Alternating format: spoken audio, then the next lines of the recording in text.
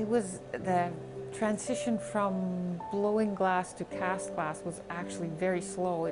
I started trying to cast back in probably the late 80s, and there wasn't very much information about it at that time, but I had seen, I think it was the pâte de verre, the early 20th century French pâte de verre that I had seen that caught my attention. It created an atmosphere. It had a translucence to it that was something I wanted to try. And the blowing glass is a fantastic thing to do. It's a very physical activity, and it's got a rhythm to it. And when it's going right, everything moves with you and the glass, and the world is all in sync. But there was something I wanted the glass to say that I couldn't do with the blown glass working on my own the way I was.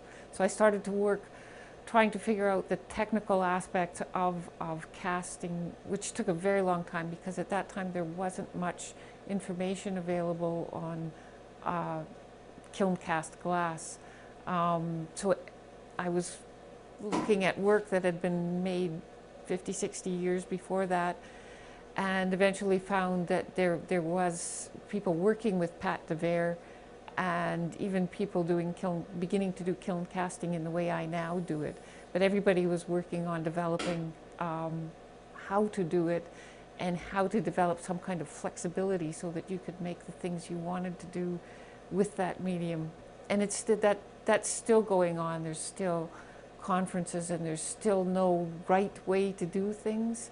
There's not a guaranteed do it this way and it'll work technique with kiln-fired glass yet. You always think there might be something a little bit better, so you have to try something a little different, which might be better, and sometimes it doesn't work at all.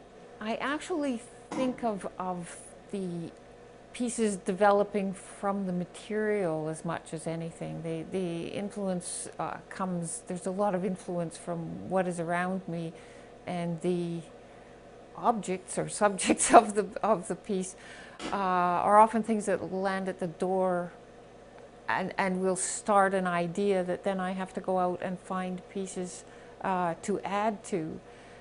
But pretty much it's working with the glass as the initiator of the idea, and that the things come gradually into play and are put together more to create an atmosphere than from a thought-out idea.